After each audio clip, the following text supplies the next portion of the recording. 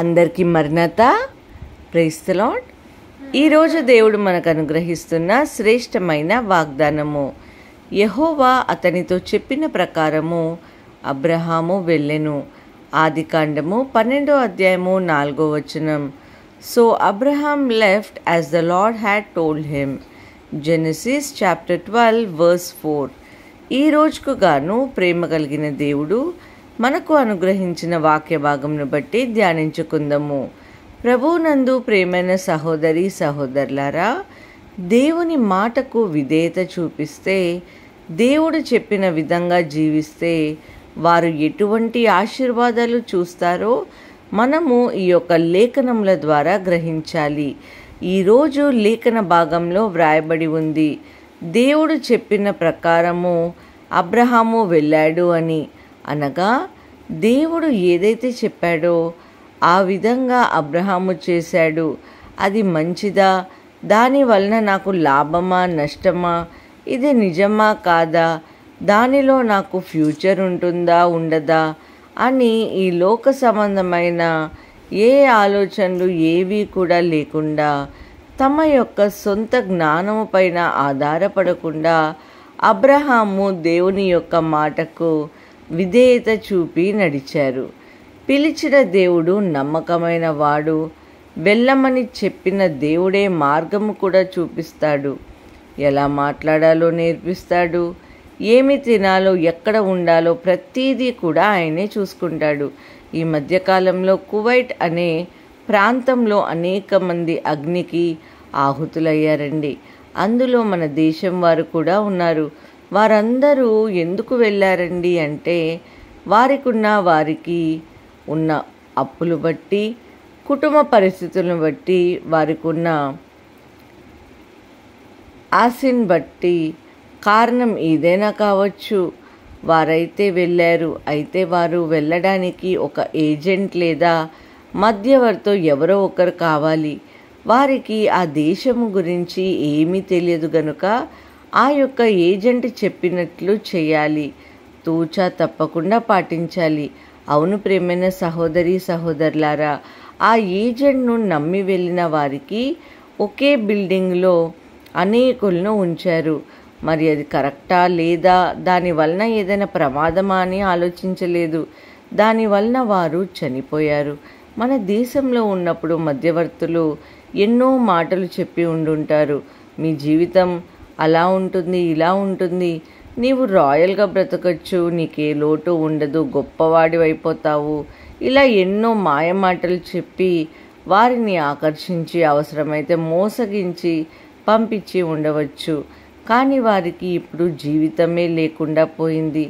కానీ మన దేవుడు అలాంటి వాడు కాదండి.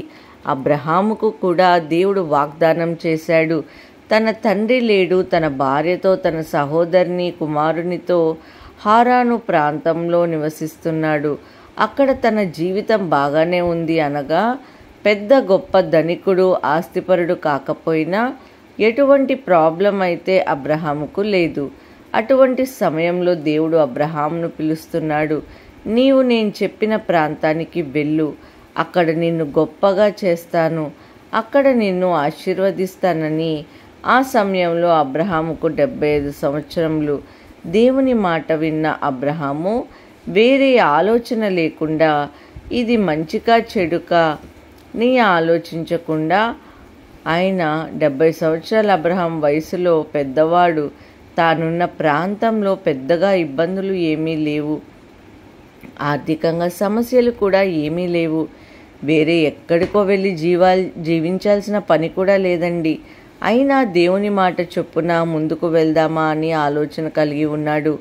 అదే మాట మనతో దేవుడు చెప్తే ఎన్ని ఆలోచనలు మనం చేస్తామో కదండి. అక్కడ మనకు మంచిగా ఉంటుందా లేదా, వైఫై వస్తుందా, నాకు ఇష్టమైన ఫుడ్ దొరుకుతుందా, మంచి స్కూల్స్ ఉంటాయా, జాబ్ దొరుకుతుందా, ఇలా 100 ఆలోచనలు చేస్తాము. కానీ అబ్రహాం అలా చేయలేదు. కనుకనే దేవుడు వాగ్దానం చేసినట్లే అబ్రహామును దేవుడు ఆశీర్వదించాడు కావచ్చు. మధ్యలో కొన్ని ఇబ్బందులు కలిగి ఉండవచ్చు. ఐగుప్తీయులలో కావచ్చు, లోతు పని వారి వల్ల కావచ్చు, కొన్ని ప్రతికూలతలు అబ్రహాముకు ఎదురై ఉండవచ్చు, కానీ చివరకు దేవుడు చెప్పినట్లుగానే బహుశా ఆశీర్వదింపబడ్డాడు. ఎన్నడూ చూడని ఆశీర్వాదాలు, ఎన్నడూ చూడని పనివారు, సంతానము కలగడం అసాధ్యం అనుకున్న వారు సంతాన ఫలము, ఇలాగ ప్రతి విషయంలో వారు దేవుని కార్యములు చూడగలిగారు. ఈ రోజున ఈ మాటలు వినుచున్న ప్రియమైన సహోదరి సహోదరులారా, ఆ రోజులాగా దేవుడు ఈరోజు నీతో నేరుగా మాట్లాడితే మాట్లాడకపోవచ్చేమో, కానీ ఆయన మాటలు విఫలపరిచి ఇచ్చినటువంటి పరిశుద్ధమైన బైబిల్ ద్వారా దేవుడు మాట్లాడుతూనే ఉంటాడు. ఆయన వాగ్దానాలు, ఆజ్ఞలు పొందుపరిచారు. మరి ఆ విలువైన పరిశుద్ధమైన మాటలకు మనం విధేయులమై చూపగలిగితే అబ్రహాము చూపిన ఆశీర్వాదము మనము కూడా చూడగలుగుతామండి. దేవుడి కొద్ది మాటలు దీవించునుగాక. ప్రార్థన చేసుకుందాం. మహాపరిశుద్ధుర ఘనమైన తండ్రి, మీ బంగారు పాదములకు స్తోత్రములు ప్రభువా. యేసయ్య, ఈ యొక్క ప్రార్థనలో ఏకీభవిస్తున్న ప్రతి ఒక్క కుటుంబాన్ని దీవించండి తండ్రి. ముఖ్యంగా మీరు మాకు ఇచ్చిన ఈ యొక్క గొప్ప వాగ్దానం బట్టి స్తోత్రములు తండ్రి. యేసయ్య, మేము కూడా అబ్రహాము వలె తండ్రి మా యొక్క జీవితంలో కట్టుకోవటానికి సహాయం చేయండి. విశ్వాసముతో ప్రభువా, ఏ విధమైన తండ్రి ఆలోచన కన్ఫ్యూజన్ లేకుండా తండ్రి మీరు మీ చిత్త ప్రకారం మేము నడవటానికి సహాయం చేయండి ప్రభు. ఈరోజు మేమంతా కూడా నా ప్రభువా ఎటువంటి శోధనకు లోను కాకుండా యేసయ్య మా మార్గం అన్నిట్లో సరళము చేయమని యేసయ్య యేసు నామములో అడిగి వేడుకొంచున్నాము తండ్రి. ఆమేన్. అందరికీ మరణాత.